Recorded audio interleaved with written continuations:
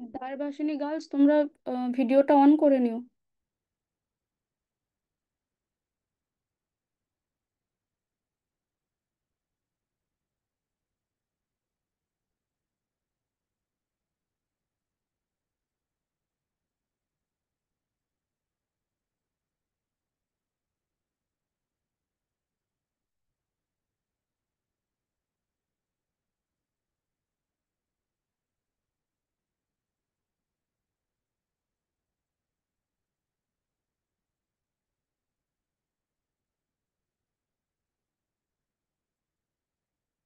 চলো আমরা ক্লাসটা শুরু করি প্রণাম মন্ত্র দিয়ে।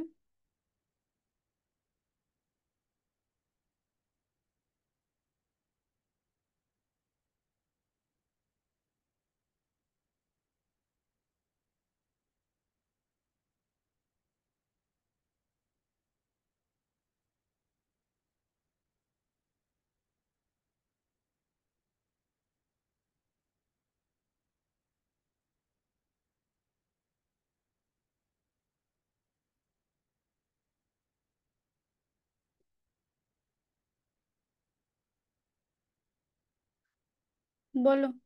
স্থাপকায় চ ধর্মস্য সর্বধর্মস্বরূপিণে অবতার বরিষ্ঠায় রামকৃষ্ণায় তে নমঃ। এই ধর্মের সংস্থাপক, সর্বধর্মের স্বরূপ, অবতার শ্রেষ্ঠ হে রামকৃষ্ণ, তোমাকে নমস্কার। এরপর সারদা দেবী প্রণাম মন্ত্র। यथाग्निर्दाहिका शक्ति रामकृष्णे स्थिता हिया सर्वविद्यास्वरूपान्तां शारदां प्रणमाम्यहम्। অগ্নির দাহিকা শক্তিরূপ শ্রী রামকৃষ্ণে যে শক্তি বিদ্যমান, সেই সকল বিদ্যাস্বরূপ শারদাকে আমি প্রণাম করি। পর স্বামীজি প্রণাম মন্ত্র। नमः श्रीयतिराजाय विवेकानन्दसूरये सच्चित्सुखस्वरूपाय स्वामिने तापहारिणे। শ্রীমান সন্ন্যাসীরাজ সচ্চিদানন্দ স্বরূপ ত্রিতাপহারী সর্বজ্ঞ স্বামী বিবেকানন্দকে নমস্কার। বাঁশবেরিয়া, তোমরা বসো চুপ করে।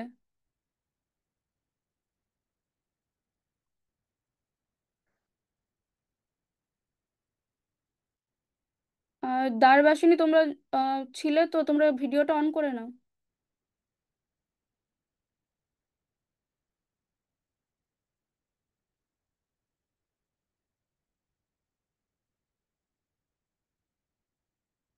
আচ্ছা, আগে লাস্ট ক্লাসে আমাদের এই গল্পটা হয়েছিল, কাক হরিণ আর শৃগালের গল্প।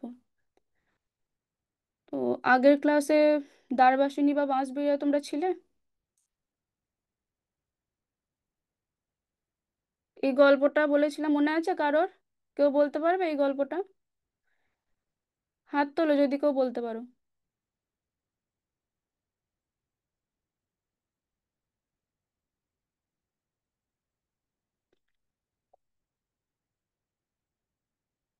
পারবে? পিছন থেকে দারবাসিনী পিছন থেকে হাত উঠছিল।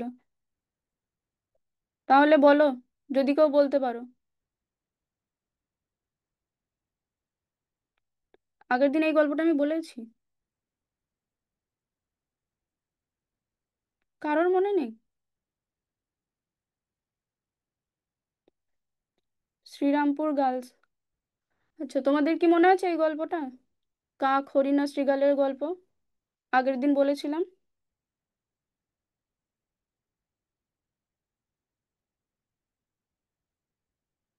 ঠিক আছে, এই গল্পটা আমি একবার বলে নিই, দিয়ে শুরু হবে তাহলে।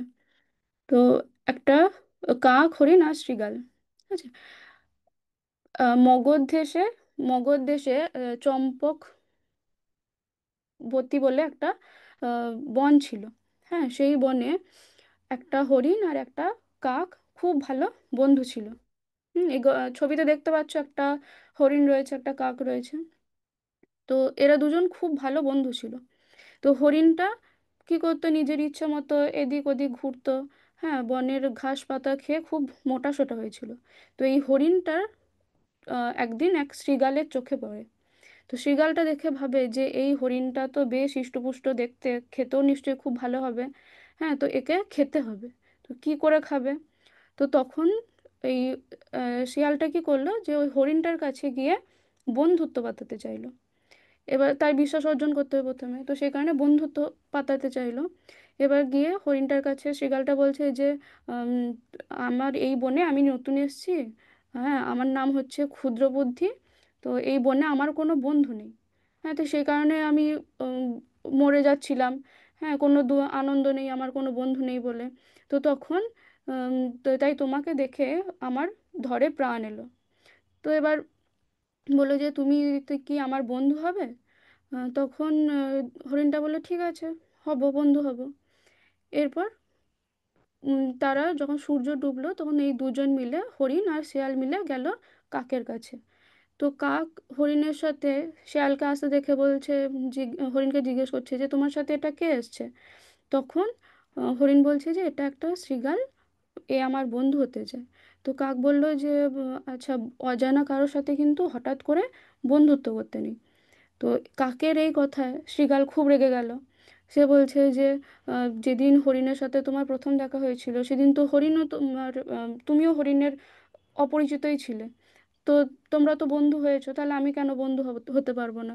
তো এই নিয়ে কাকের সাথে শৃগালের তর্ক বিতর্ক চলছে। তখন হরিণ বলছে আচ্ছা ঠিক আছে, তোমরা দুজনেই চুপ করো। আমরা এক কাজ করি, আমরা তিনজনেই বন্ধু হিসেবে একসাথে বাস করব, মিলেমিশে থাকবো। দিয়ে কাক বললো আচ্ছা ঠিক আছে, তাহলে তাই হোক। দিয়ে যে যার মতো চলে ওই গিয়ে থাকতে শুরু করলো। এরপর সকাল হলো, সকালবেলায় যে যার ইচ্ছা মতো যেদিকে খুশি ঘুরতে চলে যেত, কাক কাকের জায়গায় যেত, এরকম করে ঘুরতে গেছে। তো একদিন সকালবেলায় কাক বেরিয়ে যাওয়ার পর উম, হরিণটাকে শিয়াল একা পেয়ে তাকে বলল যে এই বনের একটার দিকে একটা শস্য ক্ষেত আছে। তো চলো, আমি তোমাকে সেই শস্য ক্ষেতটা দেখিয়ে দেবো, তুমি প্রত্যেক দিন গিয়ে সেখানে শস্য খাবে। দিয়ে এবার শৃগালটা তাকে ওই শস্য খেতে নিয়ে গেল এবং দেখিয়ে দিয়ে আসলো। এবার হরিণ প্রত্যেক দিন যথারীতি সেখানে গিয়ে শস্য খেতে লাগলো। একদিন ওই শস্য ক্ষেতের মালিক হরিণকে দেখে ফেললো। তখন এবার ওই শস্য ক্ষেতের যে মালিকটা সে কি করলো, সে জাল বিছিয়ে রাখলো যে এরপরে যেদিন আসবে হরিণটা ওই জালে আটকা পড়বে। দিয়ে জালটা বিছিয়ে রেখে দিয়েছে। এবার পরের দিন যখন হরিণ গেল, সে যথারীতি ওই জালেতে আটকা পড়ে গেল। তখন এবার উম, শৃগালটা ওই পাশ দিয়ে যাচ্ছিল। হ্যাঁ, এবার হরিণ শৃগালকে দেখতে পেয়ে বললো যে বন্ধু, আমার এই ফাঁদটা কেটে দাও। হ্যাঁ, আমি বিপদে পড়ে গেছি, তুমি আমার এই ফাঁদটা কেটে দাও, আমি এখান থেকে বেরোবো। তো শিয়ালটা বলছে যে উম, বন্ধু, আজকে তো রবিবার, আজকে আমি নিরামিষ খাই। তো আজকে তো এই জালটা নিশ্চয়ই কিছু কি চর্বি দিয়ে যদি তৈরি হয়ে থাকে, তো এটাতে আমি আজকে মুখ দেব না। আমি কাল সকালে এসে এর ব্যবস্থা করব। হ্যাঁ, তুমি তার একটু থাকো, এরকম করে কাল সকালে তুমি যা বলবে আমি তাই এসে করে দিয়ে যাব। তো এবার রবিবার সন্ধে হয়েছে যখন, তখন কাক ঘরে ফিরে দেখছে হরিণ এখনও ঘরে আসেনি। হ্যাঁ, বাসায় ফেরেনি। তখন কাক এদিক ওদিক খুঁজতে খুঁজতে দেখছে হরিণ এইভাবে পড়ে রয়েছে। হ্যাঁ, জালে আটকা পড়ে পড়ে আছে। তো কাকটা দিয়ে হরিণের কাছে গেল, দিয়ে বলছে যে বন্ধু, তোমার এরকম অবস্থা কি করে হলো? তখন হরিণ বলল যে তুমি ঠিকই বলেছিলে। হ্যাঁ, আমি ওই শেয়ালের কথা বিশ্বাস করে এখানে শস্য খেতে এসেছিলাম, দিয়ে এরকমভাবে আমি আটকা পড়ে গেছি। তো আমি শেয়ালকে বললাম কিন্তু শেয়াল কেটে দিল না।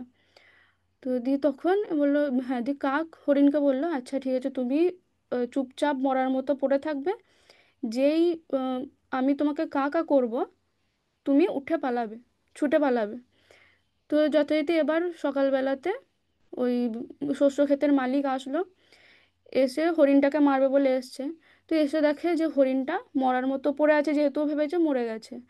তো দেখছে যে ভালোই হয়েছে, হরিণটাকে আর মারতে হলো না, নিজেই মরে পড়ে আছে। তো সেই ভেবে, ওই হরিণটাকে মৃত ভেবে ওই শস্য ক্ষেতের মালিক কী করলো, তার বাঁধনগুলো খুলে দিল। দিয়ে খুলে দিয়ে এবার কিছুটা এগিয়ে চলে গেল শস্য ক্ষেতের মালিক। তখন এবার কাক কা কা করতে লাগলো। এবার কাকের শব্দ শুনে হরিণটা তখন ছুটে পালালো এবার যখন ছুটে পালাচ্ছে তখন সে শস্য ক্ষেতের মালিক তাকে দেখে রাগের মাথায় একটা হাতে লাঠি ছিল, সেই লাঠিটা ছুঁড়ে মেরেছে হরিণের দিকে। তো সেই লাঠিটা গিয়ে লেগেছে শৃগালের গায়ে। হ্যাঁ, শিয়ালটা তখন ওই লাঠির আঘাতে কি হলো, মারা গেল। হ্যাঁ, তো এই গল্পটা হিতোপদেশ থেকে নেওয়া হয়েছে। এই গল্পটা আমি আগের দিনও বলেছিলাম। এই গল্পটা থেকে কি শিখলে? গল্পটা থেকে কি শিখলে?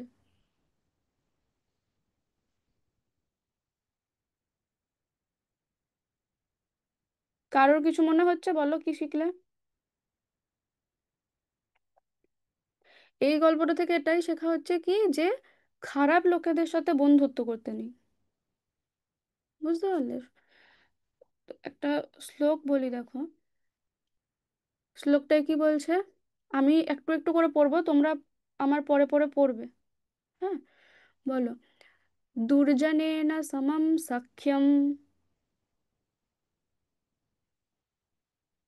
প্রীতিম চাপি ন কারয়েত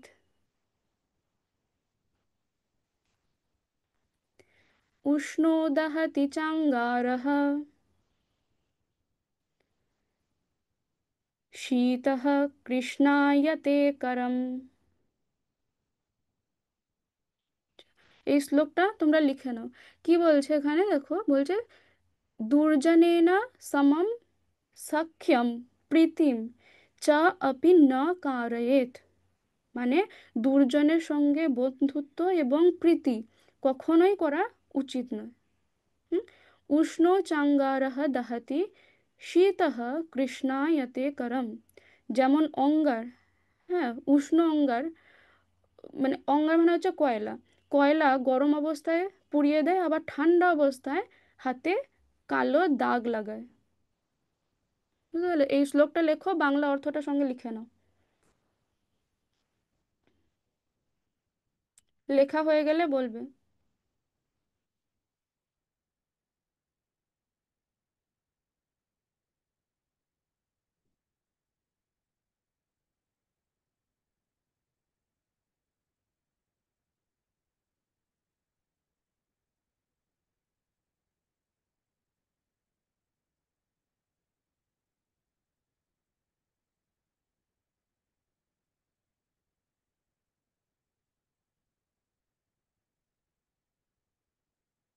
লিখছো তো? কাউকে তো লিখতে দেখছি না।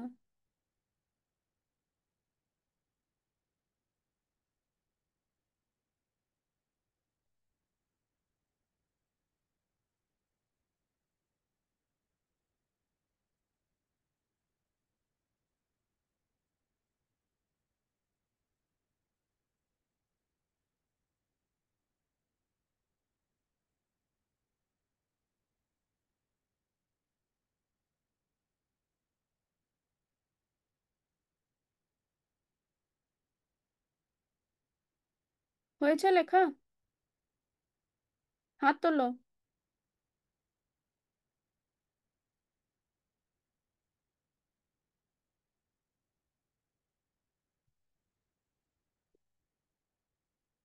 তোমরা শুনতে পাচ্ছ তো? দ্বারবাসিনী, শ্রীরামপুর গার্লস, শুনতে পাচ্ছ?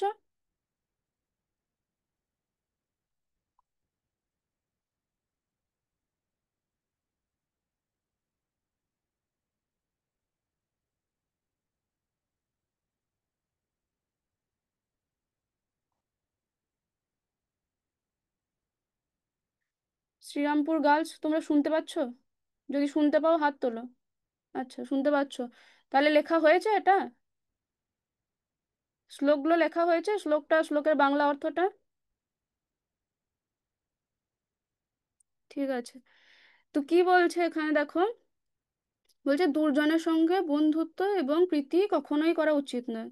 হ্যাঁ, যেমন অঙ্গার, মানে গরম কয়লা, যেমন গরম অবস্থাতে কি হয়, পুড়িয়ে দেয়, আবার ঠান্ডা অবস্থায় হাতে কালো দাগ লাগায়। হ্যাঁ। আচ্ছা, দুর্জন ব্যক্তি, তাদের স্বভাব কেমন হয়? কেমন হয় দুর্জন ব্যক্তি, কি হয় বলতো, স্বভাবতই তারা কুবুদ্ধি সম্পন্ন হয়, হিংসুটে হয়, অন্যের খারাপ চায় সব সময়। হ্যাঁ। তো এমন ব্যক্তির সঙ্গে, এরকম খারাপ লোকেদের সাথে, এরকম দুর্জন ব্যক্তিদের সাথে কখনোই সম্পর্ক করা উচিত নয়। এদের সাথে সম্পর্ক রাখা হচ্ছে বিপজ্জনক। কারণ এরা, কারণ তার আচরণ কি হয়, এদের আচরণ সব সময় ক্ষতিকারক হয়। বুঝতে পারলে, এদের আচরণ সবসময় ক্ষতি লুকিয়ে থাকে। তো এই শ্লোকে বলছে, দেখো দেখো, দুর্জনের সাথে অঙ্গার অর্থাৎ গরম কয়লার উপমা দেওয়া হয়েছে। তাই না? কেন উপমা দেওয়া হয়েছে? দেখবে, যখন উষ্ণ অঙ্গার মানে গরম কয়লা দেখবে, স্পর্শ করো যদি, হাত দাও, তাহলে দেখবে হাতটা পুড়িয়ে দেয়, হাত পুড়ে যাবে। সেই রকম দুর্জন ব্যক্তি যদি সক্রিয় অবস্থা থেকে যদি রেগে যায় বা কিছু হয়, তো দেখবে তারা কিন্তু সরাসরি ক্ষতি করে। তুমি জানো যে এই লোকটা খারাপ, তো সে সরাসরি তোমার ক্ষতি করে, হ্যাঁ, তোমার সাথে শত্রুতা করবে। আর শীত শীত অঙ্গার অর্থাৎ ঠান্ডা কয়লা কি করে, বাইরে থেকে দেখবে নিরীহ মনে হলো, মনে হয় এতে হাত দিলে তো কিছুই হবে না, কিন্তু তাতে হাত লাগালেও দেখবে হাতটায় কালো দাগ পড়ে যায়। তাই না? সেই রকম দুর্জন ব্যক্তি, খারাপ লোক যদি চুপচাপও থাকে, শান্তশিষ্টও থাকে, হ্যাঁ, তার স্বভাব দেখে মনে হচ্ছে তাকে সে খুব শান্ত, ঠিক আছে, কিন্তু তার ফলেও কিন্তু তার সাথে, সেই খারাপ লোকের সাথে, শান্ত খারাপ লোকেদের সাথে মিশলেও কি হয়, স্বজন ব্যক্তির মন, স্বজন ব্যক্তির মস্তিষ্কে একটা কুপ্রভাব বৃদ্ধি পায়, হ্যাঁ, কুপ্রবৃত্তির জন্ম নেয়। কি হয়, যা ধীরে ধীরে দেখবে ওই ভালো মানুষটার, সজ্জন মানুষটার চরিত্রও কিন্তু নষ্ট করে দেয়। সুতরাং কখনোই বাহ্যিক শান্ততা মানেই যে নিরাপদ সেটা মনে করবে না। অনেক সময় কেউ ভাবতে পারে যে এই মানুষটা তো এখন খুব শান্তই রয়েছে, হ্যাঁ, খুব ভালোই রয়েছে, তাই তার সঙ্গে মিশলে কিছু হবে না, মনে হতে পারে। কিন্তু সেই শান্ত দুর্জনও অন্ধকারে বিষ ছড়াতে পারে। হ্যাঁ, তার চিন্তা, তার কথায়, তার আচরণ অজান্তেই কি হয়, ওই ভালো মানুষের, স্বজন ব্যক্তিদেরকে কি করে, ভুল পথে চালিত করে। হ্যাঁ, আর এই কুপ্রভাব, এই প্রবৃত্তি, কুমনোভাব, এগুলো কিন্তু চিরস্থায়ী হয়ে যায়। একবার যখন দেখবে হাতে কালো ছাপ পড়ে, কয়লার কালো ছাপ যদি লাগে, তাহলে সেটা উঠতে চায় না। হ্যাঁ, কালো দাগটা উঠতে চায় না। সেই রকম দুর্জনের প্রভাবে যদি কোনো ভুল ধারণা, ভুল মানসিকতা যদি মনের মধ্যে ঢুকে যায়, তাহলে সেটা কিন্তু সহজে মোছা যায় না। সেই খারাপ জিনিসটা মনের মধ্যে থেকে যায়। তাই সব সময় সচেতনভাবে বিচার বুদ্ধি দিয়ে বিবেচনা করে তারপর কাকে বন্ধু হিসেবে নির্বাচন করবে, সেটা ঠিক করা উচিত। বুঝতে পারলে, কখনোই চেহারায়, কথায় বা সাময়িক শান্ত ব্যবহারে কাউকেই কিন্তু ভালো ভাবা উচিত নয় সবসময়। হ্যাঁ, তার চরিত্রটাকে আগে যাচাই করতে হবে, তারপর বুঝতে হবে যে হ্যাঁ, এর সাথে বন্ধুত্ব করা যায় কি যায় না। বুঝতে পারলে, নীরব আর শান্ত দুর্জন মানে খুব শান্তশিষ্ট, সেই রকম দুর্জনও কিন্তু ততটাই ক্ষতিকারক হবে যদি মানে যতটা ওই, তুমি জানো যে এই লোকটা খারাপ, সে যতটা ক্ষতি করে, একটা শান্তশিষ্ট দুর্জনও কিন্তু ঠিক ততটাই ক্ষতি করে। বুঝতে পারলে, তাই সবসময় বিচার বুদ্ধি দিয়ে বিবেচনা করতে হবে যে কাকে বন্ধু হওয়া উচিত, বন্ধুত্ব কার সাথে করা উচিত। হ্যাঁ, আরেকটা শ্লোক আছে, দেখো কি বলছে এই শ্লোকটা। বলছে, দুর্জনः প্রিয়বাদী চ নৈতদ বিশ্বাস কারণম মধু তিষ্ঠতি জিহ্বাগ্রে হৃদি হালাহলম বিষম। এটাও লিখে নাও। এটাও হিতোপদেশ থেকে নেওয়া হয়েছে। হিতোপদেশ বলে একটা বই আছে, সেই বই থেকে নেওয়া হয়েছে। এই শ্লোকটা লিখে নাও, বাংলা অর্থটা লেখো, হয়ে গেলে বলো।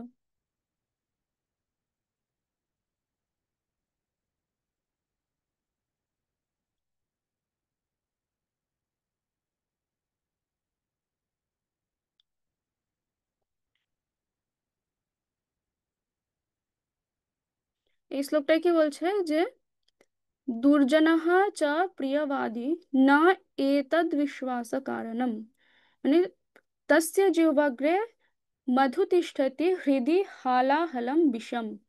মানে দুর্জনও প্রিয় কথা বলে, কিন্তু সেটা বিশ্বাস করার মতো কারণ নয়। হ্যাঁ, তার জিহ্বার আগায় মধুর মতো কথা থাকে, কিন্তু হৃদয়ে হালাহল বিষের মতো বিষ লুকিয়ে থাকে।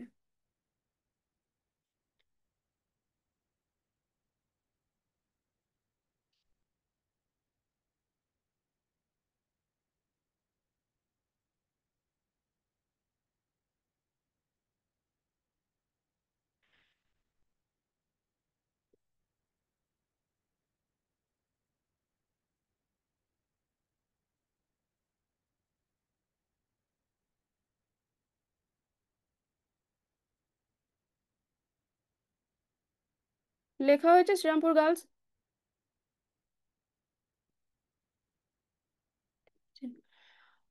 তো এখানে কি বলছে দেখো, আমি আগের শ্লোকেই তোমাদের বললাম দুর্জনের স্বভাব কেমন হয়। হ্যাঁ, তো তারা খুব খারাপ হয়, হিংসুটে হয়, ছলনাময়ী হয়, অপরের খারাপ করে, সবসময় অপরের খারাপ করে আনন্দ পায়, তাই তো।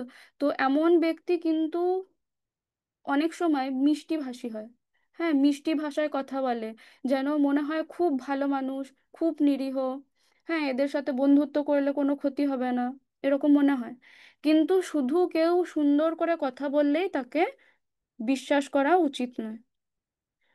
কারণ কি বলতো, কারণ প্রিয় বক্তা মানেই যে সে সৎ হবে এমনটা কিন্তু নয়। কোনো ব্যক্তির মূল স্বভাব এবং তার উদ্দেশ্য বিচার না করে যদি শুধু তার কথার উপর আমরা ভরসা করি, তাহলে কি হবে, অনেক সময় আমাদেরকে বিপদে পড়তে হতে পারে, অনেক সময় আমাদেরকে প্রতারিত হতে হতে পারে। অনেক দুর্জন ব্যক্তি মুখে এমন মধুর কথা বলে যেন শুনে মনে হয় সে খুব আপনজন। হ্যাঁ, খুব সহানুভূতিশীল। ঠিক আছে, তো এই মধুর ভাষা অনেক সময় কি হয় বলো তো, প্রলোভন হয়, ফাঁদ হয়। ঠিক আছে, প্রতারণার মাধ্যম হিসেবে ব্যবহার করা হয় ওই মিষ্টি ভাষা। তো বাহ্যিকভাবে দেখবে যতই মনে হয় যে যতই ভালো মনে হোক কাউকে, তার মনের গভীরে একটা হিংসা থাকে। হ্যাঁ, তার ক্ষতি করার একটা অভিপ্রায় থাকে। তো শেয়াল যেমন, দেখো এই গল্পটা আমি বললাম, গল্পে দেখবে শেয়াল কি, শেয়াল যেমন কি হরিণকে মিষ্টি মিষ্টি কথা বলে তার বিশ্বাস অর্জন করেছিল। হ্যাঁ, তারপর তার সাথে বন্ধুত্ব বাতালো। কিন্তু তার মনের মধ্যে কি ছিল, তার মনের মধ্যে ছিল তাকে খাওয়ার ইচ্ছা, হরিণটাকে খাওয়ার ইচ্ছা ছিল শ্রীকালের। তো কারণ কি, তো হরিণ কি সেটা বুঝতে পারেনি। হ্যাঁ, সে তাকে তার কথায় গলে গিয়ে তার সাথে বন্ধুত্ব করেছিল, তাকে বিশ্বাস করেছিল, ফলে তাকে কি হলো দেখো, এত বড় একটা বিপদে পড়তে হলো। হুম। এবার হরিণের হরিণের না হয় একটা কাকের মতো ভালো বন্ধু ছিল। হ্যাঁ, আবার ওর ভাগ্যটা ভালো ছিল বলে কাক খুঁজতে খুঁজতে হরিণকে পেয়ে গেছিল। কিন্তু সবার ক্ষেত্রে তো তা হবে এমনটা নয়। হ্যাঁ, সেটা নাও হতে পারে। তাই এই শ্লোকটা এই শিক্ষায় দেয় যে আহ, আমরা যেন মানুষের বাহ্যিক ভাষার মোহে না পড়ে তার অন্তর, তার মনোভাব, তার কার্যকলাপ এগুলোকে যাচাই করি। হ্যাঁ, তারপর তাকে বিশ্বাস করা যায় কি যায় না সেটা সিদ্ধান্ত নিই। বুঝতে পারলে? তোমরা স্কুল আসো, দূর থেকে আসো, তো রাস্তাঘাটে দেখবে অনেকের সাথে এরকম পরিচিত হতে হতে পারে, পরিচয় হয় যে খুব ভালো ভালো কথা বলছে, তো তার মানেই তাকে বিশ্বাস করে নিতে হবে এরকমটা নয়। অপরিচিত লোকেদের সাথে কখনোই তাড়াতাড়ি বিশ্বাস করতে নেই তাদেরকে, অপরিচিত লোককে। হ্যাঁ, এই শ্লোকে দেখো একটা হালাহল বিষ বলেছে। হ্যাঁ, হালাহল বিষ। হালাহল বিষের নাম শুনেছো তোমরা? শুনেছো? কেউ জানো এই গল্পটা? আচ্ছা, এটা একটা পৌরাণিক কাহিনী আছে যে একবার দেবতা এবং অসুররা অমৃত পাওয়ার আশায় দুই দলই কি করে মিলিতভাবে ক্ষীর সাগর বলে একটা সাগর আছে, সেই সাগরটাকে মন্থন করা শুরু করে অমৃত পাবে বলে। তো সমুদ্র মন্থনের সময় মন্দারচল পর্বতকে দণ্ডরূপে আর বাসুকী নাগকে সেই দণ্ড ঘোরানো দড়ি রূপে ব্যবহার করে, ব্যবহার করে সমুদ্রকে বারবার নাড়াতে থাকে।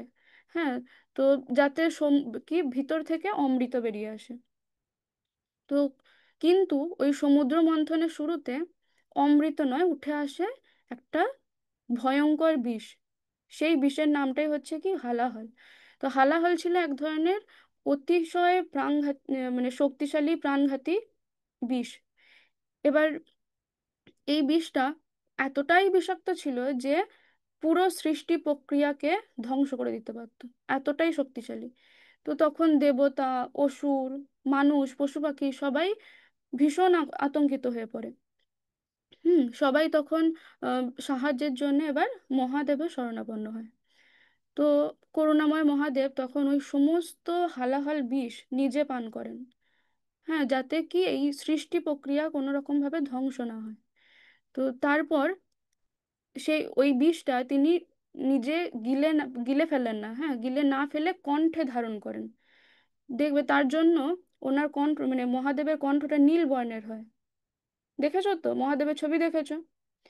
দেখবে গলার এখানটায় নীল রঙের হয়।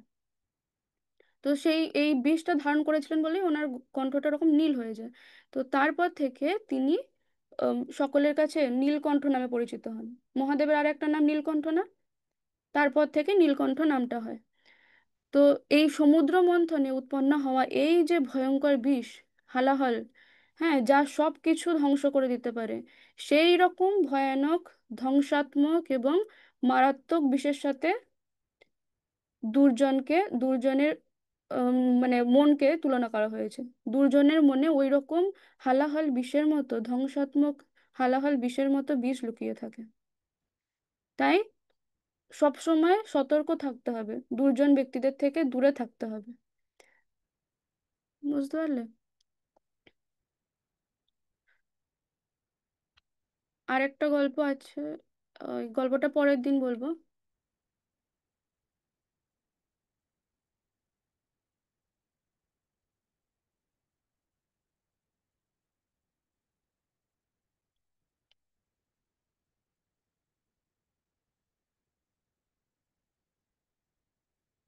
আজ এতটাই থাক। ওম শান্তি শান্তি শান্তি। হরি ওম তৎসৎ। শ্রীরামকৃষ্ণার্পণমস্তু।